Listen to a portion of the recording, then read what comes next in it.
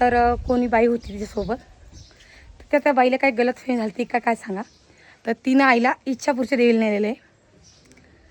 पण काटे का मासे इथले आणि आत्याला मासे इथून दिली बघा. नमस्कार सगळ्याला. तर तुम्हाला सगळ्यांना माहीतच होतं की आई आम्हाला न्यायला येणार होती आज. तर आईले म्हणलं की जालन्यातून दादांनी चिखलीत बसून दिलं तर आईला, आणि चिखलीतून 11:30 वाजता गाडी होती आईला.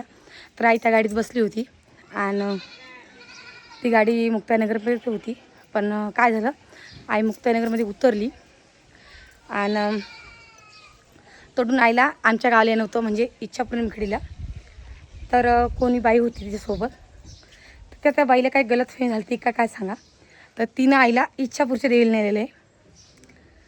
पण आता तिथं गेली आई आणि आईला काही तिकडला रस्ता काही माहीत नाही आहे.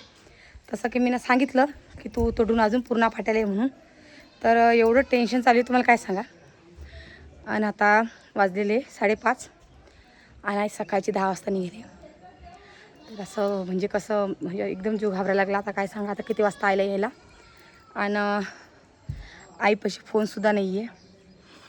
आता तुम्ही म्हणता तर तुला कसं काय माहीत ते सुद्धा सांगते. तर मला आईचा फोन आला होता, जसं की आईने कोमलला आईले नंबर लिहून देतात, त्याच्यावर आईने मला फोन लावला. तर मी आईने मला फोन लावला, सांगितलं आईने माहिती मी इच्छापूरच्या देवीला गेले म्हणून. पण मग आता आईच्या पुढं आता काय करा म्हणून काही समजा नाही. आई मला फोनसुद्धा लावा नाही कोणाच्या फोनाहून. तर आता कुठं आहे म्हणून मला काहीच माहीत नाही आहे. आणि आता 5:30 वाजलेले. सारा जीव असा धाकधूक करायला लागलेला आहे. आता जर ती घरी येत नाही तर खूप विचार पडणार आहे. आता काय करा म्हणून मला काही समजा नाही आहे. आणि एक पर्याय तू माणसानं ताई दाजीला पाठवतो, त्यांनासुद्धा मी पाठवलं असतं. पण मेन कारण त्यांना कुठं पाठवू मला हे सुद्धा समजा नाही, कारण की ते सुद्धा अकोल्याला लग्नाला जायले, ते अजून आलेले नाही आहे. पण मग आले तरी आता मी काय करू मला काही समजा नाही, कारण की त्यांना पूर्ण फाट्यालासुद्धा मी झाडू शकत नाही, कारण की मला आईचा कॉलच नाही आला अजून की तू पाठव म्हणून त्यांना. आता ते नक्की घरी आले त्यांना लगेच पूर्ण फाट्यावर पाठवते, तडून ते आईला घेऊन येतील तसं. आणि जसं काही मला माहीत पडेल तसं मी तुम्हाला कळवेनच. आणि आई आले ते तुम्हाला दिसणार आहे. पण आज खूप म्हणजे खूप अति टेन्शनची गोष्ट झालेली आहे. मला काही सुचणार नाही, धंदासुद्धा सुचणार नाही की आता कुठं अशी नाही म्हणून. बाकी ज्या फोनवर नंबरवरून मला फोन लावला त्याच्यावर मी फोनसुद्धा लावला. तर ती ताई मला म्हणली की मी बरामपूरला गेलेली आहे, ती आईसोबत सोबती होती म्हणती. पण मग असं कोणच नाही करायला पाहिजे. जे माहीत असेल तेच सांगा. आई तिला बोलली होती की मला इच्छापूर निमखेडी जायचं म्हणून, तरी तिने तिला इच्छापूरच्या देवीला नेलं म्हणून. पण आता काय करा, याच्यावर काहीच पर्याय नाही आहे. इथून ते आहे 40 किलोमीटर आमच्या घरापासून, 40-45 किलोमीटर आहे. आणि आता किती टाईम लागतो हे काही मला माहीत नाही आहे. आता कुठं जाते बिचारी, आता काय सांगा. आता मी दाजीला फोन लावते आणि शक्यतो त्यांना पूर्ण फाट्यावर जाऊन उभं राहायला होते, कारण की पूर्ण फाट्यावरूनच येणं पडतं. तर बघू आता, चला मग मी त्यांना बोलून लगेच पाठवते. ते येते नसते 15-20 मिनटामध्ये, कारण की लग्न गाडी यायला लागलेली, स्पेशल गाडी करून गेली तिथं.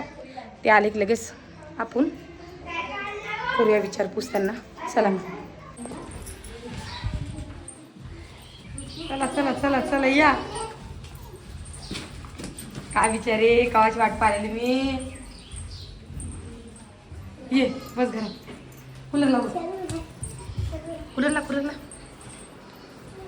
मी 2दा त्या बाईला फोन लावला. कोण आहे त्या बाईला? ती बाई म्हणे मी बरामपूरला गेली म्हणे. आता किती टाईम लागला मग माझी. जा घालत पाणी आजी थंड कर बाई. कसं काय झालं बाई असं? हा नमस्कार आई.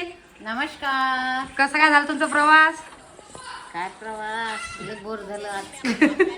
किती वाजता निघाल सकाळून? मग 9 वाजता, 9ला निघले. आजी म्हणतो पोहे खाल्ले नाही, पोहे नेले नाही. पोहे म्हणलं सर 10 वाजले असते घरी. करतो म्हणलं लय टाइम लागतो बाई, त्यासाठी आम्ही आलो की लवकर निघतो आम्ही. असं आहे ते. बिचारे का जीव धावधू करत जाय माया. माय कधी येते, माय कधी येते. पोरी म्हणते का कुठलं खाली माईपेशी फोन नाही, काय नाही. मला कुठं फोन लावू मी माझं एकतरी फोन मला आला पाहिजे मग माईचा. आलता ना, मग लावला होता ना. त्याच्यानंतर विचारता आता काही वाटलं नाही मला. पण जेव्हा तुम्ही फोन लावला की त्याच्यानंतर मग लय विचारायचं जा मनामध्ये. जा पैसे दे उठ होय मला व्हिडिओ करणार मोबाईल चालू करून उठ आहे की नाही असं नको कर्ज बिचारे चिठ्ठी येत त्याच्यासोबत कोणी बाई दिसली फोन लावून मागा गाडी भेटली मग कशी फोन लाव नाही बिचारे गाडी दिली असताना मग कंडक्टर असतो डॉक्टर बाहेर देतात असता बाया कंडक्टर देतात. देता येतं काय तर बाहेर बाहेर देता फोन नाही आपण म्हणलं ताई एवढा फोन लावा पटकन घेता लावा म्हणलं देता ना आता आम्ही स्वतः देतो ना आता मी जर एकटी गेली ना तर मला कोणी गाडीत फोन मागतो मी देत असते फोन लावून देणं पडतं ना बाई जातील देणं पडतं फोन आता घरी काम धंदा करणं पडत नाही आणि टेन्शन कमी कमी वाहिले याचं करू दे त्याचं करू दे या लेकराला वागू दे त्या लेकराला वागू दे आता रामाचं मग? त्याची बायको गेली तर जाऊ नको म्हणजे त्याला बोलूनच नाही आली नाही माय तर सांगितलं एक तुम्ही चालली म्हणून माय ते पण जाऊ नको आणि मग हाल होती रातभरासाठी काय होती? रमा ती रोहिणी गेली ना लग्नाला तिच्या बहिणीच्या हो बाय. त्याच्यानं हो. मग राहिला आता उद्या दिवस होईल नाही हो बाय काहून? ते कधी बी राहिलं ना जावंच लागते हा, ते तर आहे मग उद्याच जाऊ नाही का मग आता उद्या आपल्याला 10:30 वाजता बाई का बा पेपर किती वाजता सुटी तो या तू 10 वाजता का आपण इथून 12 वाजता निघलं तरी आपण जाल नाही हाव गाड्या भेटता ऐकू गाड्या भेटेन तिथं रिक्षा बी भेटे फोन मारला की दादा रिक्षा धाडून देते. हा बाय ते बी आहे की हाय समज पडू मामा ते येतच म्हणा की शिक्षा घेऊन आता काय टेन्शन नाही मम्मी अशीच फोन हा हा हा हा हा ऐकलं का तिकडे बुलढाणा गेला की तिकडे गाड्या आहे नाही गाडी हाव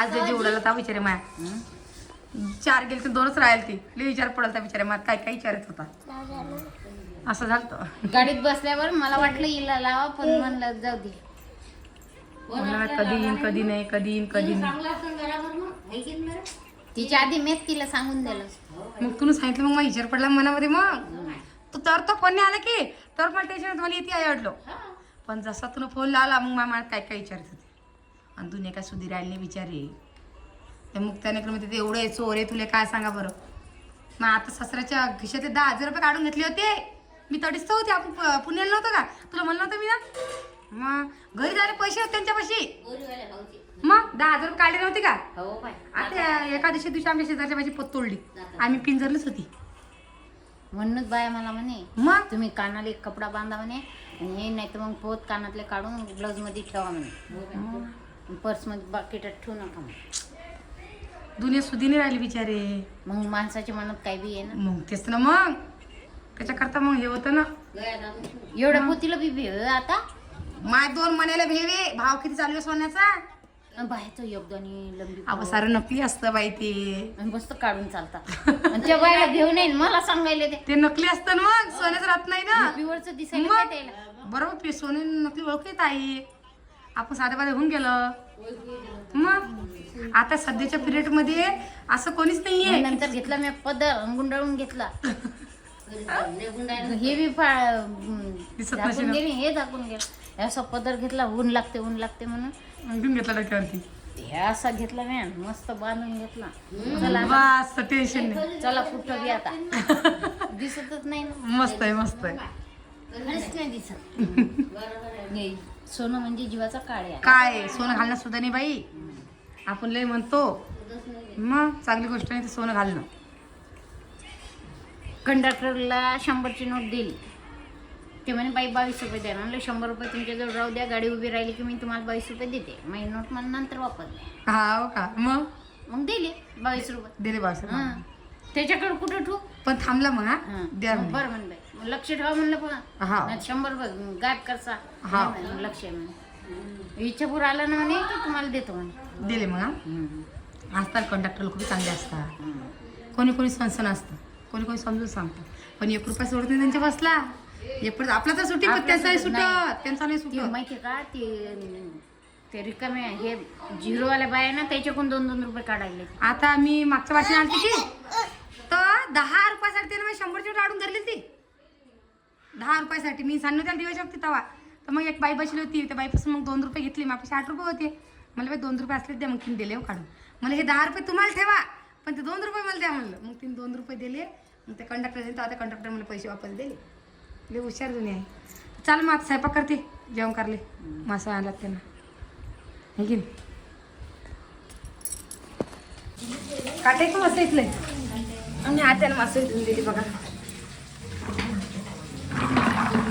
तुम्हाला चांगलीच तर वाटायला लागली हो हे सारी का टाकली तळायला काढून घेतली की भाजी फोडली की बाई कढीची भाजी पुरून का पुरती दे मग फोडून